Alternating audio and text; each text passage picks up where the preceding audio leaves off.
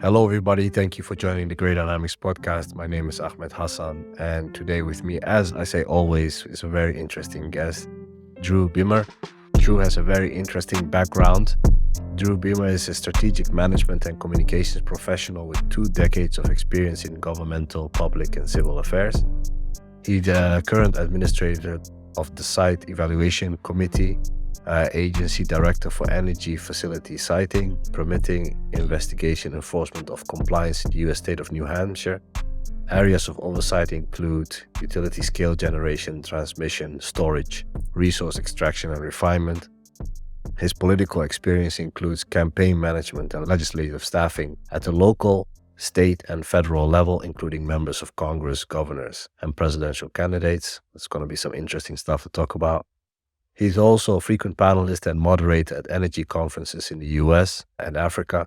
Topics of expertise include resilience, energy security, stakeholder engagement, land use politics, and local content. Additional experience includes executive protection, public safety, information operations, geopolitical risk analysis, and crisis management. Drew, thank you for coming. What have you not done in your life? I've held a lot of jobs, I'll tell you that. I really appreciate you coming on. I know it's been a bit interesting getting this set up. We've tried a couple of times, but can you go into a little bit about yourself in your own words? Sure. When I was in college, I really never knew what I wanted to do with my life. I was taking a class called Introduction to Virginia Politics, and we took a field trip to the state capitol, and I was so impressed that I told my professor I wanted to work there. I didn't know doing what, I just wanted to work there. So she told me the following week we were going to have a special guest in class. That gentleman was the legislative aide to a state senator, and I asked him how he got his start. He told me he decided what he wanted to do, and he just walked in the door and applied for a job. So a couple days after that, I did the same thing. I got an internship making coffee and putting up yard signs for a political candidate, and that kind of took off. The first 10 or so years of my career was in progressively higher levels of political campaign management in the United States. Then, right after I turned 30, I went into public affairs, predominantly on energy projects. That was in the U.S. state of New Hampshire. At the time, it was a large-scale hydroelectric project that we were trying to get permitted that would have brought energy from Canada into the U.S. I soon realized that a lot of the strategies and tactics employed historically to build infrastructure projects were outdated. And what I mean by that is people looked at them purely as an exercise in government relations and in public relations, and it was really an exercise in information operations and civil affairs. You need a more holistic approach. I look at a grassroots information operation as an upfront investment in resilience, meaning that once you get the local support on your side, not only is it easier to build a project, but it's easier to maintain a project from a local content perspective. Interesting.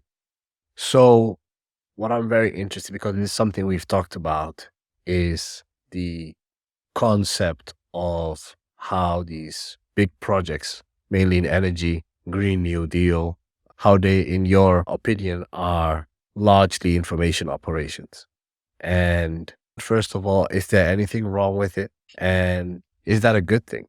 Well, one of the double-edged swords we have in the United States is we take a lot of personal freedoms to what the rest of the world might consider extreme levels. One of those is the freedom of speech.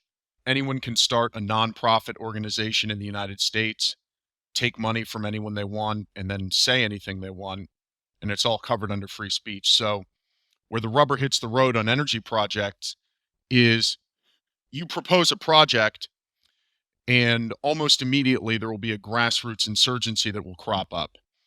And a lot of people look at it as a localized issue. They'll say, well, we'll mitigate the effects of this grassroots insurgency by addressing it with facts and logic, and we'll tell the benefits of the project, and that'll win people over to our side. That works almost as well as Americans going into places like Vietnam and thinking they're going to win people over by talking about democracy and freedom. You're fighting an emotional battle with logic and reason.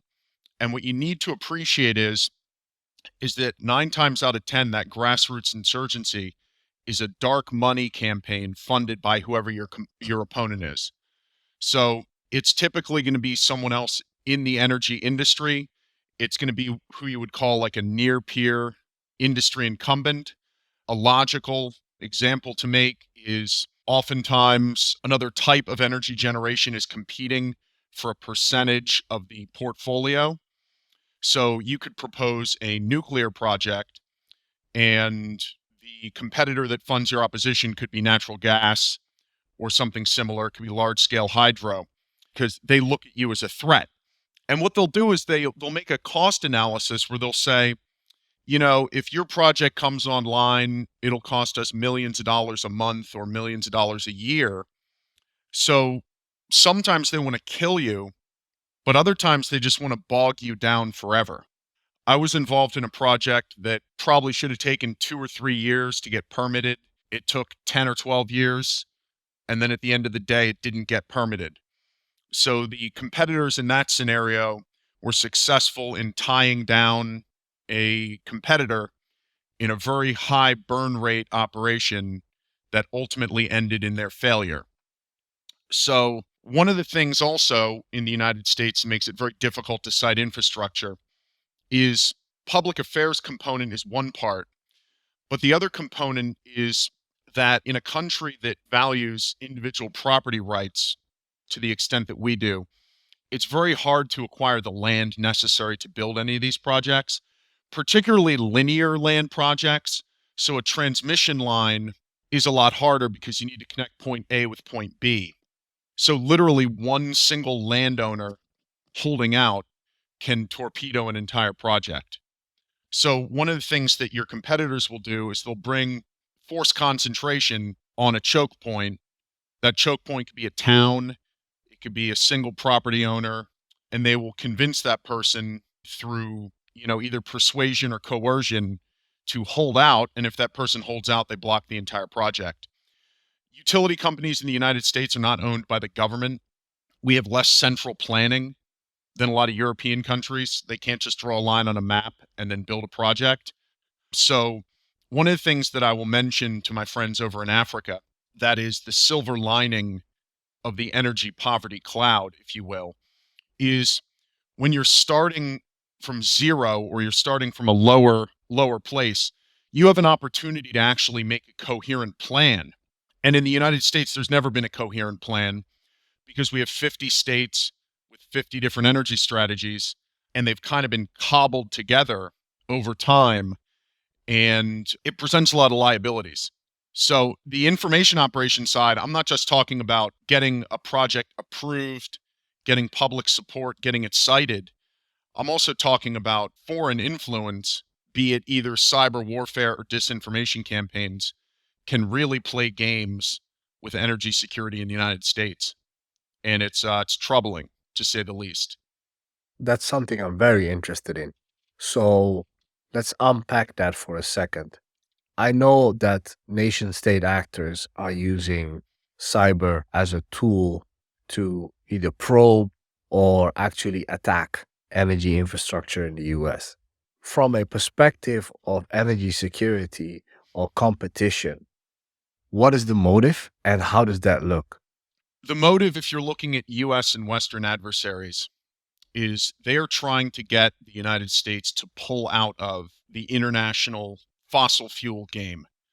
So, United States energy security is one issue. We, by and large, have enough power to power our own country. It's typically a question of cost. We'll have the debate if renewable energy is worth added costs, if it's reliable.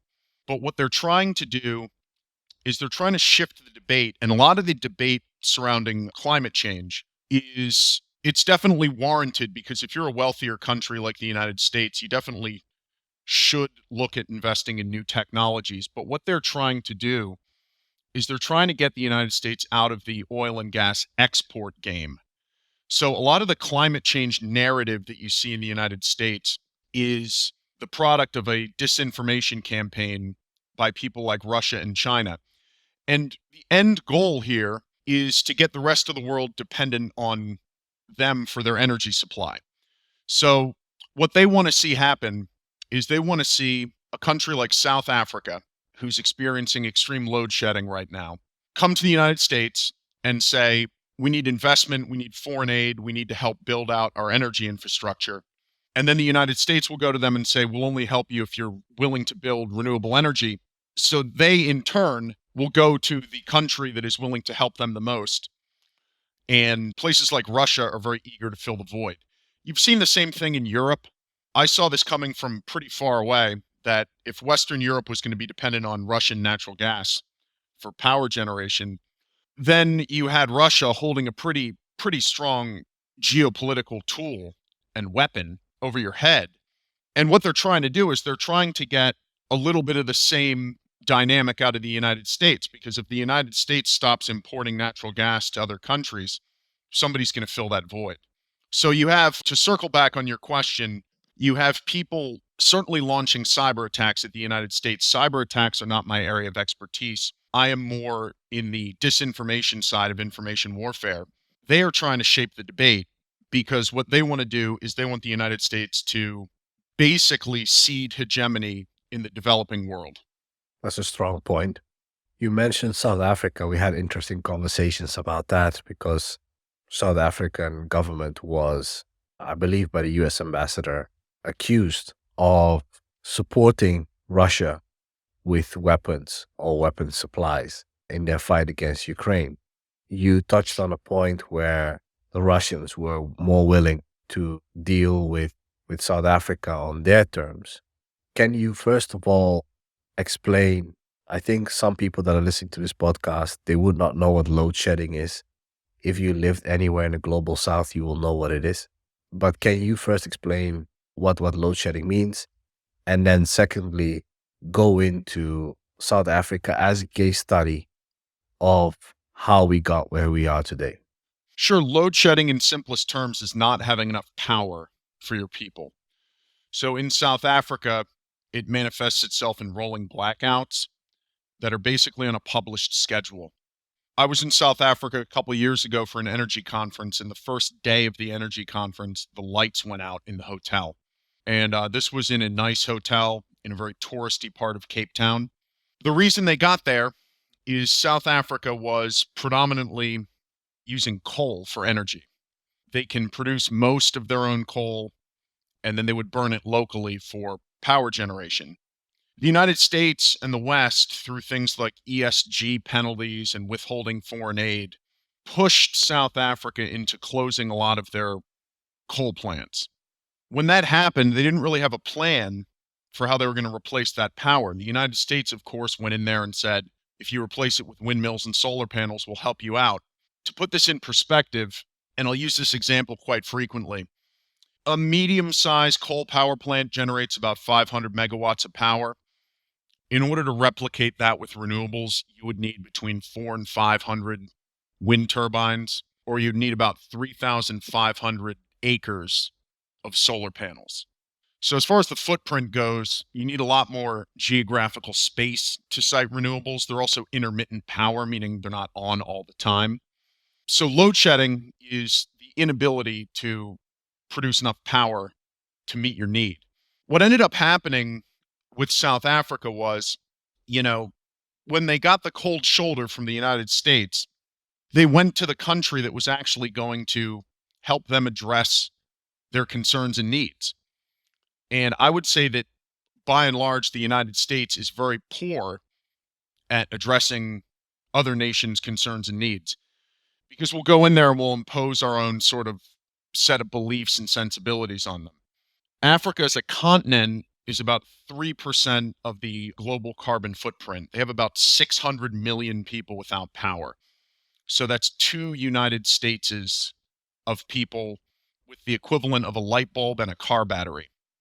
The United States, on the other hand, is about 10% of the global carbon footprint. So, one of the things that I would talk about with people over there is, I said, if you're the United States and you want to pursue clean energy, but you also want to bring some of these developing countries out of energy poverty, the pathway forward is focusing on new technologies to reduce carbon footprint in the United States, while giving a little slack and leeway to these countries in places like Africa who have abundant natural resources, and for the first time in modern history, really have the opportunity to harness those resources for the benefit of their own people, not for export, not for, colonialism, but for local use.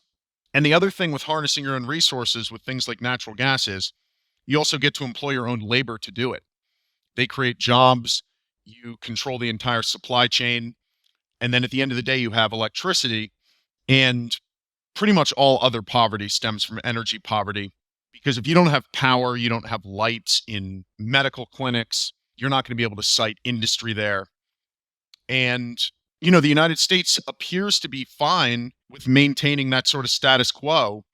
And places like Russia go in there and they offer aid, they offer investment, they offer expertise. And, one of the ways that you can stretch life out of some of these coal plants, is the United States says close them down entirely. The most logical thing to use them as a bridge fuel is to retrofit them to burn natural gas. And I don't think anybody over there that I've talked to has the illusion that they're going to be burning oil, coal, and gas forever, but they need a bridge to renewable energy. And, it's a shame that we won't play ball because we push them into the arms of countries like Russia. And it's a completely unforced error. What I find interesting, right? We are talking about, I saw earlier this year, the new policy, a new US Africa policy. And I think now there's like $600 billion allocated. I don't know where that's gonna come from, but to help infrastructure projects in Africa. And something very interesting, because we with Great Dynamics, we focus a lot on Africa, and I speak to people in leadership positions, and what they say is we want to engage with the US, but we cannot fulfill certain requirements, number one. Secondly, we don't want to cede control of these projects. We understand that the US wants US companies or other companies involved in it, but we want to hold, the reins of this project, number one.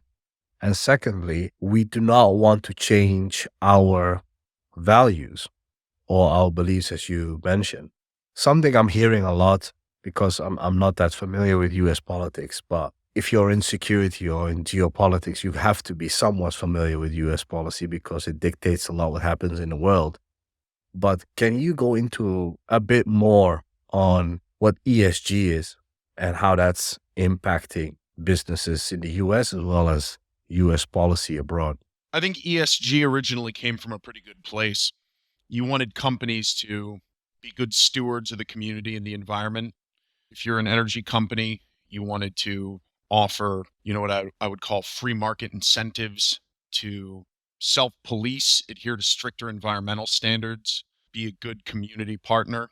I think there's been a lot of mission creep from ESG. A lot of companies now, a lot of investment firms are basing the choices of companies they put in their portfolios on a lot of these ESG factors instead of them actually making money. And, as it comes to places like Africa, as it comes to places like Asia, the rest of the world, we need to appreciate the fact that a lot of these countries don't share our values on social issues.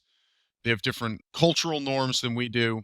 And then it is unrealistic in a lot of places to impose the type of environmental regulations that we impose on countries in the United States. So what ends up happening is you have either the government or you have investment firms and investors imposing penalties on companies that do business in Africa. So they wouldn't necessarily impose a penalty on a country in Africa, but they would say to a company in the United States, if you want to do business in Africa and you want to build certain types of infrastructure, there are going to be penalties. And one of those penalties is going to come from doing fossil fuel work at all. If you're a company that looks at a place like South Africa and says the most logical solution to load shedding is helping them build out their oil and natural gas infrastructure, there's going to be some type of penalty in the United States. And that's a problem because, well, it's a problem for a lot of reasons, but it's a problem because the business community in Africa that I dealt with anyway does not particularly like foreign aid. They do not like foreign aid because foreign aid usually gets appropriated by governments. It gets spent poorly. Sometimes it just gets stolen completely. Direct foreign investment, that's the key. If you can get companies and investors in the United States to buy into projects as partners in Africa, then you forge the type of relationships that really build lasting bonds.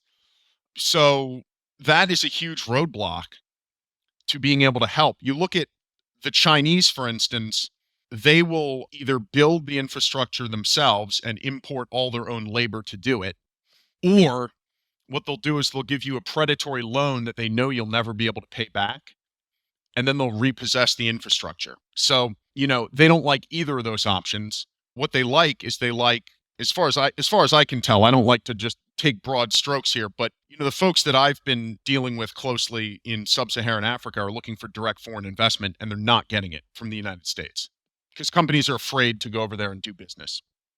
Yeah, no, I agree with you. That's the general feeling I'm getting. And the apprehension against foreign aid is there too. I think a lot of African leaders have spoken about it, and there is really an opportunity.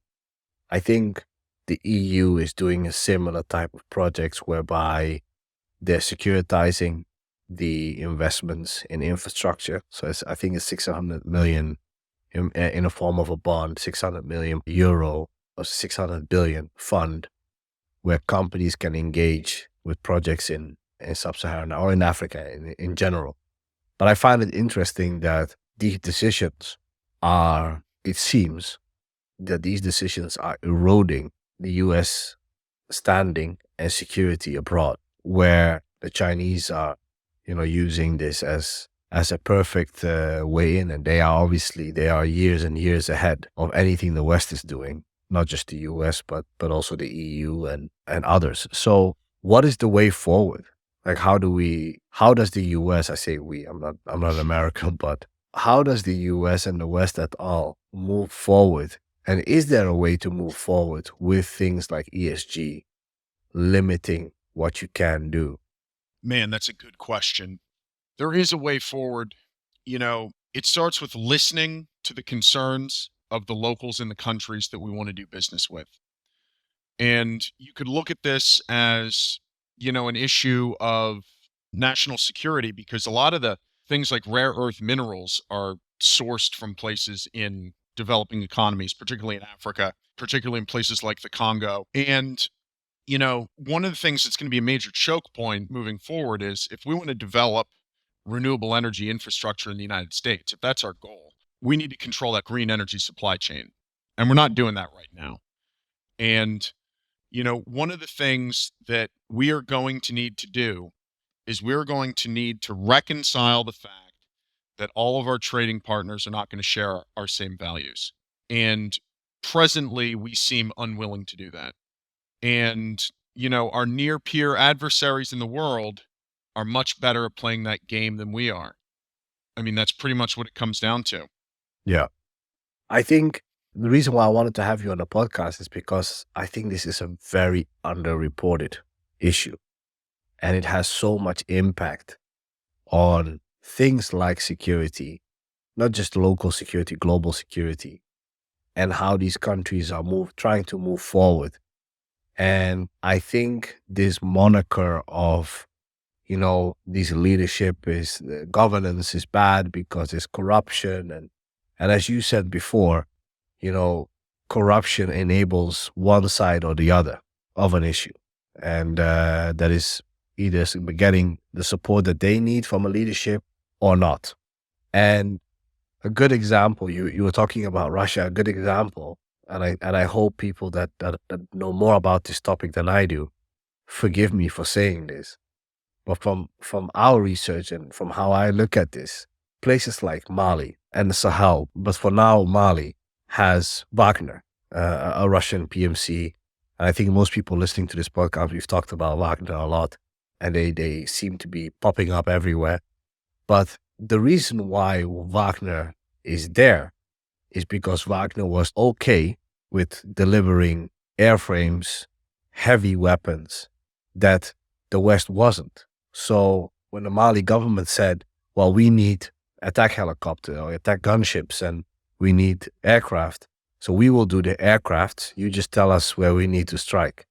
And I understand that because if you enable that, the collateral damage can, pile up really quickly, as we've seen in Mali, where the death toll has, I think, 10x just in a year, because now they're using more heavy weapons and Wagner is enabling that.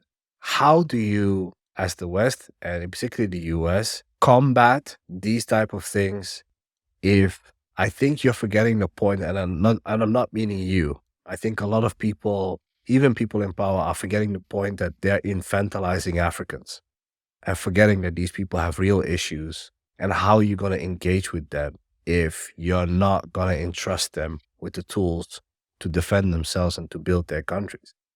Absolutely. I've used the term, and I've heard the term used, paternalism. You said infantilize. Yeah. I think Hmm. paternalism is probably a similar meaning. Is a lot of the attitude towards Africa, unfortunately, is that a lot of these countries are incapable of taking care of themselves. And it's a shame, because if you want to build partners, especially diplomatic trade partners, you need to treat people with the respect that you would want them to treat you with. And when we go into places like Africa, and you mentioned weapons, you mentioned heavy weapons, I will often say that the biggest weapon in the world right now is energy security. You can hold that over anyone's head. You can make them do things diplomatically. You can use it as a instrument to destabilize your adversaries, like Russia is attempting to do in Western Europe with natural gas. So, as far as the paternalism goes, Westerners, particularly Western progressives in the United States, and I really encourage folks to look up an organization called the African Energy Chamber. They are really taking the bull by the horns on this issue. Their issue is the paternalism of the West and the paternalism of the United States. And, they take pretty strong issue with the fact that, we will go in to places like South Africa and say, you need to embrace our version of saving the planet. And if you don't embrace our version of saving the planet, then we're unwilling to do business with you because we know what's best. Okay. Their point is to say, it's very easy from, the United States to take that opinion, but on the ground, as far as local issues go, you have people without power, you have people without clean water.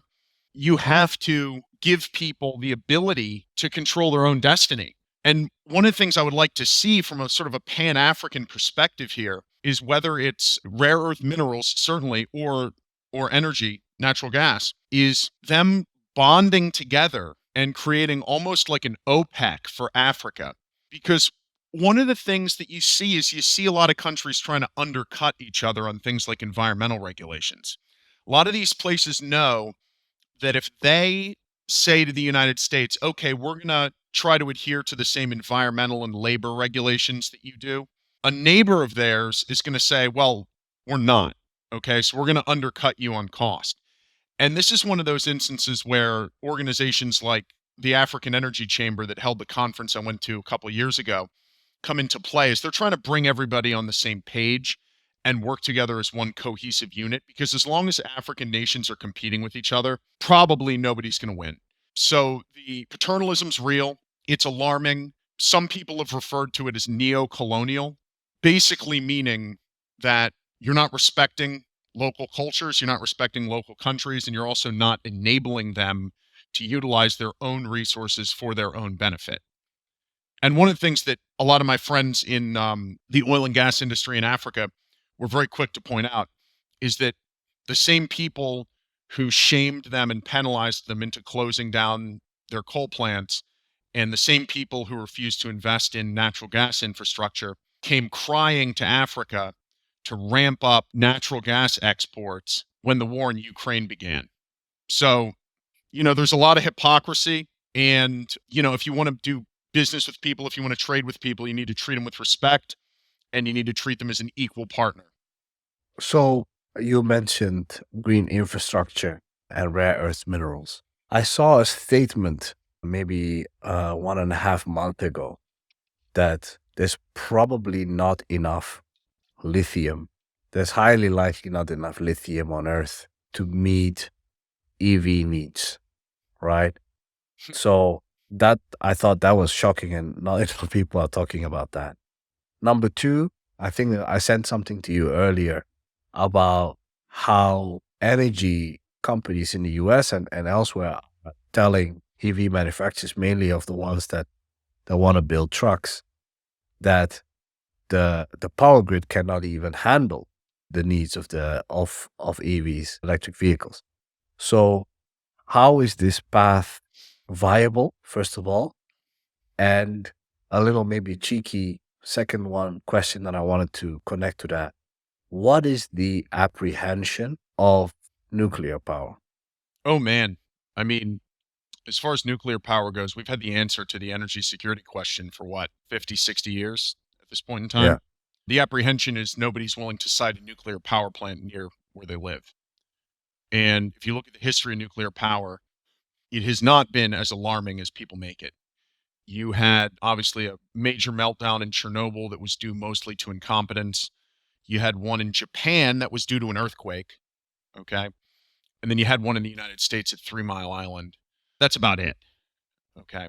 Nuclear power is extremely safe, it's extremely secure. And nowadays, people are talking about a little bit of distributed small scale nuclear power, which sounds like a phenomenal idea. But again, is it easier to cite one or two massive nuclear plants or dozens of small ones?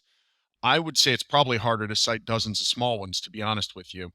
But as far as the EV path goes, there is a way to do it.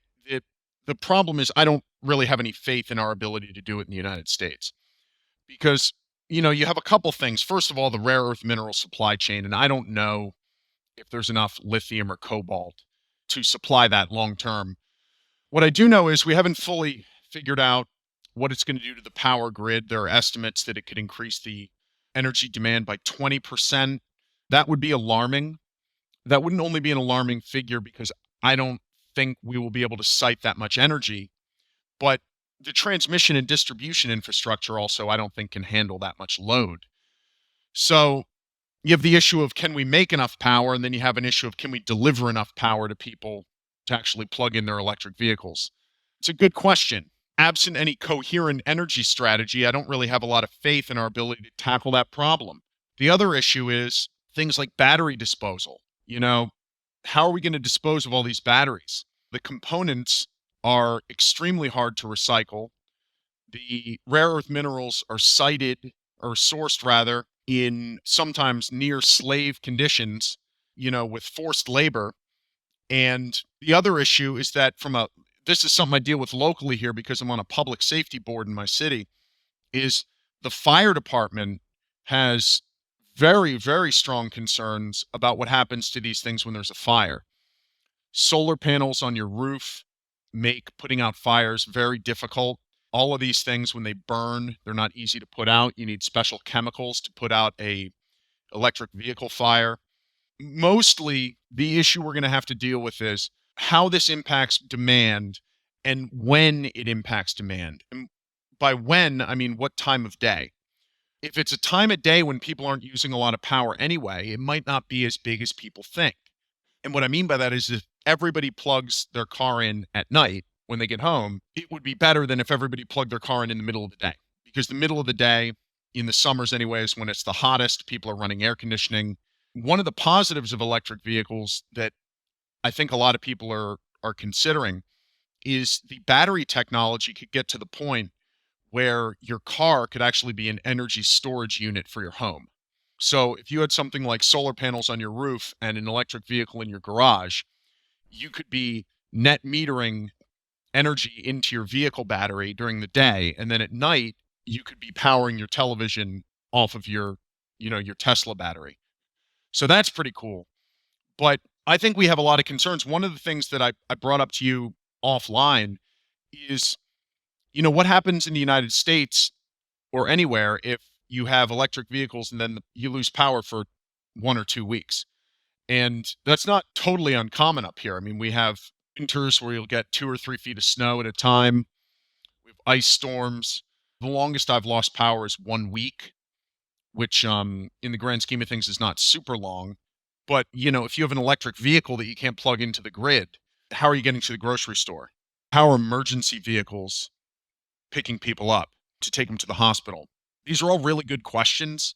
I don't have the answers to most of them, but like I mentioned at the very beginning, the big sort of roadblock to a lot of this stuff is that in a country like the United States, with as much free speech as we have, as much corporate money that influences public policy as we have, and the ability to influence the public through things like disinformation campaigns, advertising campaigns, lobbying money, political campaign money, is are we ever going to have a coherent strategy to tackle these problems? Because a lot of times what they do is they'll arrive at some sort of compromise solution that really doesn't fix anything. And then the final thing is, I'll point this out to people all the time. If your power grid is powered by coal, then your electric vehicle is powered by coal. So, how do you address that problem?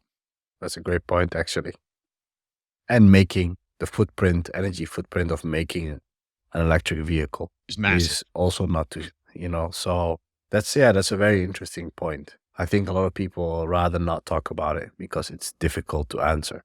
I wanted to, at this point of the podcast, sometimes because it gives us interesting topics and outcomes, I wanted to ask you, do you have a question for me? Oh, wow. And it's fine if you don't. You don't have to make one up. But Well, yeah. What major problems, professionally speaking, do you notice keep popping up with your clients?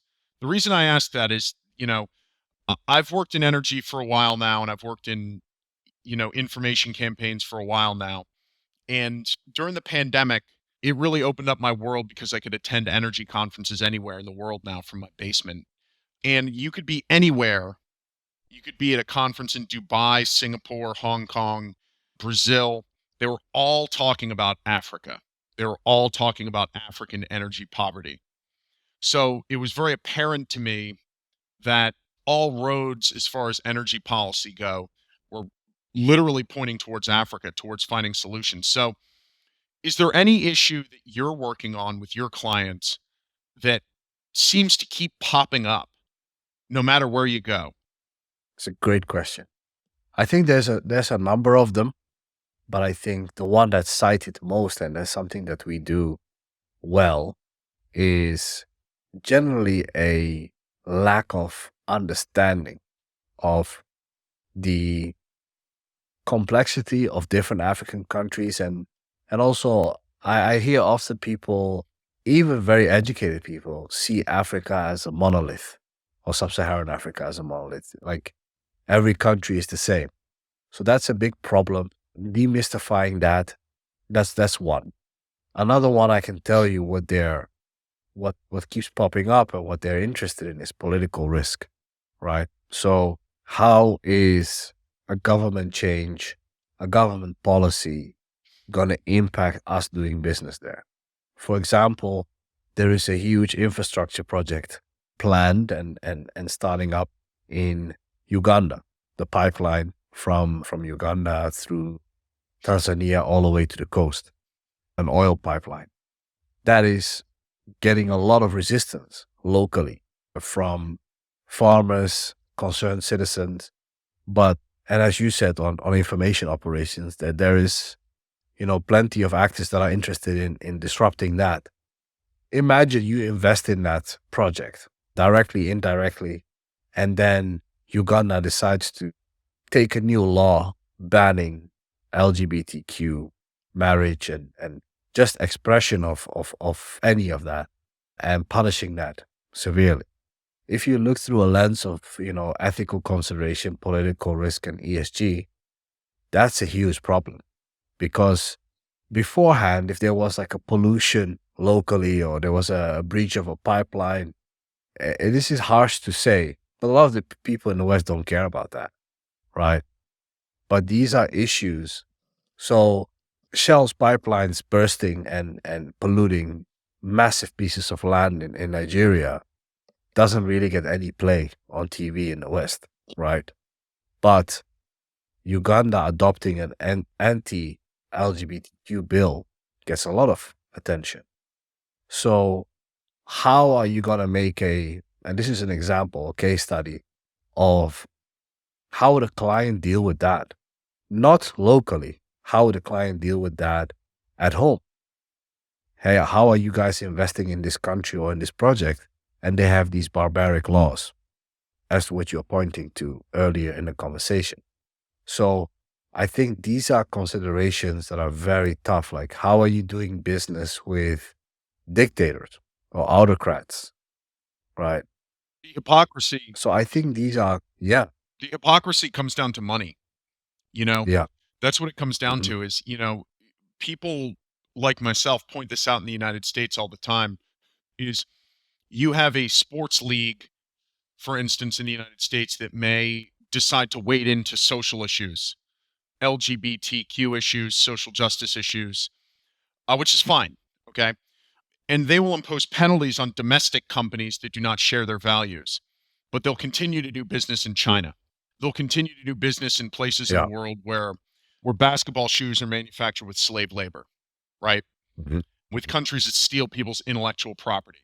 And it all comes down to money, you know? It comes down to the fact how valuable of a customer is China versus how valuable of a customer is Uganda. So what I say is I don't know where the line is. It's all areas of gray, which is mhm, perfect for this podcast, right? But, you know, the issue is if you want to do business with foreign countries and you believe that doing business with those foreign countries is going to benefit your own people, but also their people, you know, is you have to turn a blind eye to certain social stances and social positions that you don't happen to agree with. Now, I don't know the details of this law that they passed in Uganda. It could be very bad from a humanitarian perspective. If that's the case, you have to make a very hard decision. But if we only did business with countries that shared our own sensibilities, we would be doing business with, I was going to say nobody, but, probably Europe still, but we would not be making friends in the developing world at all. And it's interesting to me is that people in the United States talk about multiculturalism and they talk about how great it is to bring people of different cultures into the United States. And I agree with that, by the way. Where I live, we have a very sizable African immigrant and refugee community. A lot of people from Liberia, a lot of folks from South Sudan, what used to be Sudan, but is now South Sudan, and then a lot of folks from Rwanda. And when they come here, they're a great part of the fabric of the United States because they bring different cultures to the game. And that's what makes the US great. But for some reason, when we try to do business in other countries, we want them to agree with us on everything. And where's the line? I have no idea. I'm glad that I don't have to make these decisions. But I would tell you that we've taken it too far in the wrong direction. We've taken it too far in the direction of saying, if you don't share all of our sensibilities and beliefs, we're not going to do business with you. And that's not how you make friends. You also said they look at Africa like a monolith, and that's a problem too. There are massive differences between African countries. There are massive differences between certainly sub-Saharan Africa and North Africa. And then, all of these countries have their own political issues. I said it's analogous to states in the United States in that you have states in the United States that are wildly different politically, wildly different ethnically, and wildly different culturally. And if you want to do business in Texas in the United States, you have to take a different approach than if you want to do business in Massachusetts, you know? And if you base where you do mhm. business on who agrees with you on social issues, you're going to end up doing business with nobody. Yeah, I cannot agree with that more. I think a lot of people they understand that. I think people on the ground understand that. There is this, sometimes there's a disconnect with the people who have their feet firmly on the ground in these societies and corporate teams sitting elsewhere in an air conditioned office. And it's very difficult sometimes explaining these things to them. But for us as a company, as an organization, our goal is to give insight as clear as we can without any political opinions or social opinions. We give you what the facts are, where we think it's going to go. And if that doesn't align with your business goals, your humanitarian goals, and often we know what they are, we would also advise you on that. But our job is to give insight, the decisions and decision support. Decisions at the end of the day are the clients. We cannot do that for them. And it is very difficult. And one of the reasons, the main reason why I called my company Great Dynamics is because that's where the real world is. It's a grayscale, so it's not black and white. So yeah, that's my a bit of a long-winded answer to your question. I wanted to ask you, what advice would you give the younger generation from your perspective on in this world of misinformation, disinformation, and topics as energy poverty, but in general, some advice that they can implement in their education, their careers, or, it doesn't have to be young people. Let's not discriminate. Everybody.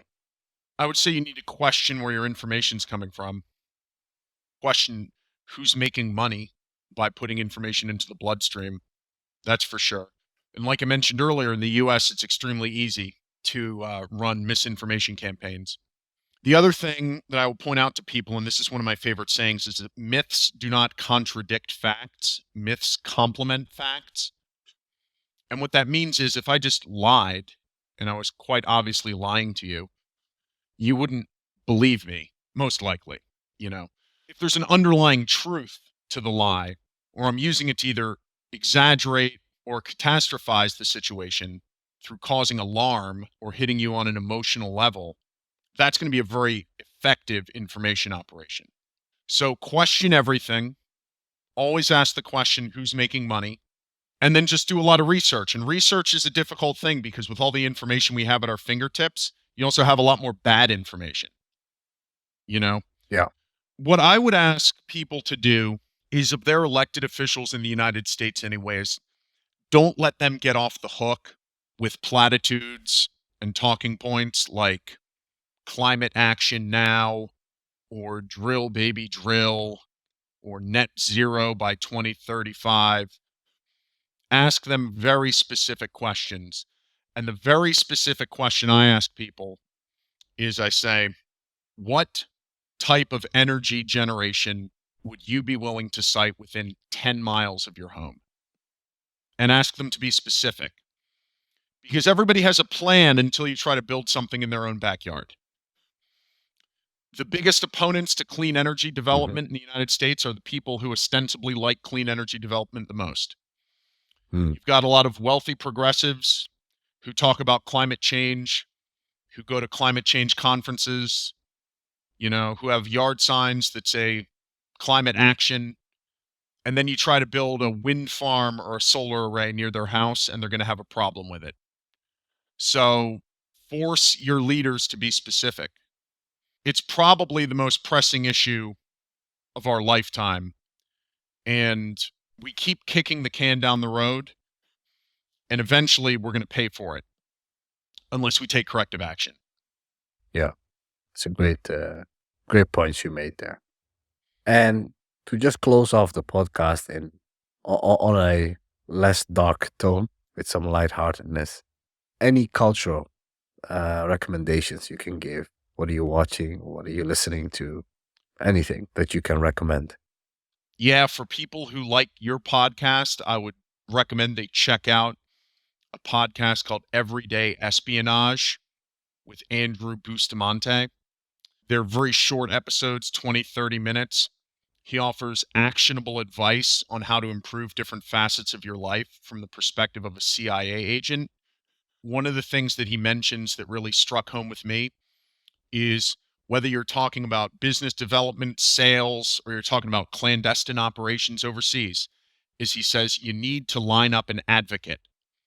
You need to line up people who will say, yeah, I know that guy. He's a good guy. And that was interesting to me because the reason I learned about Andrew Bustamante in the first place is he was on another podcast that I listened to. So I heard him interview on another podcast. So I said, hey, I'm going to check out his podcast. And then I got really into that. As far as books go, one of the books that I've read recently is called The End of the World is Just the Beginning by Peter Zeihan. And I believe I was first introduced to that guy on, again, another podcast. And the book envisions a future absent American global hegemony and what that would look like.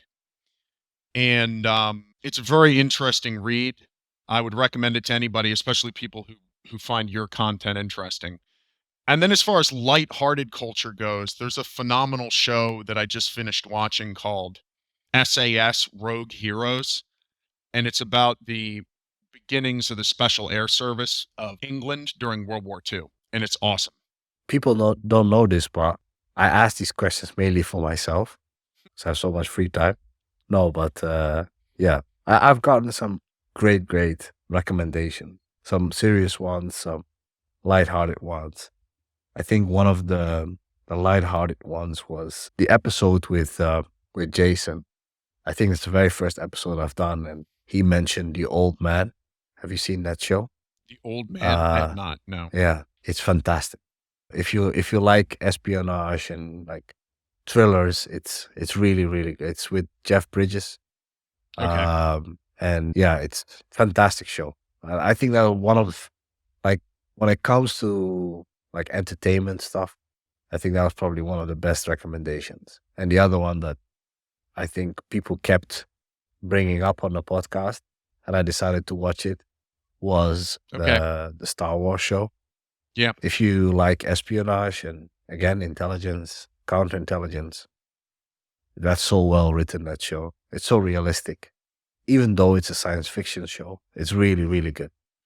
Drew, thank you so much. I really appreciated you making the time. I think it was a little bit of a different podcast than we normally do, but that doesn't mean it's not as important. I think it's very important.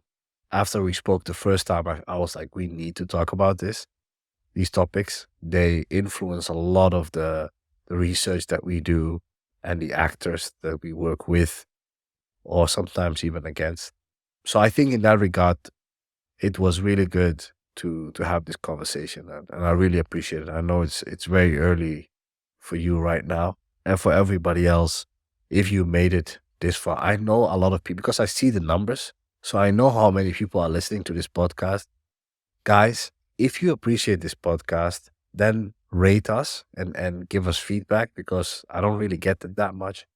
I would really appreciate that. That if we deserve 5 stars, give us 5. If we deserve 1, then give us 1. But I would appreciate at least people engaging with us.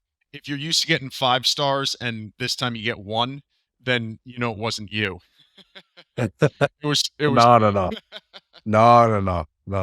We haven't gotten a bad rating yet, but we haven't gotten many either. So I also have to be realistic about that. But people that I haven't spoken with for a long time, that have nothing to do with this industry or like work-wise, people from high school that message me and say, "Hey, I love the podcast." Is surprising to hear. So I love as much feedback as we can get. I believe the next week's episode is going to be a thematic one, I believe. I'm not 100% sure. We're trying to get a panel together to talk about an interesting topic, but I'll announce that closer to the time. And again, Drew, really appreciate you coming on and having a very interesting conversation. Thank you for the opportunity. Again, thank you guys. We had some announcements this week, and we will continue with them. And we announced our new intelligence school that we're doing. So for anybody who wants to engage with that, go to the website or read the newsletter and socials, which is coming today. Thank you guys, and speak to you the next time.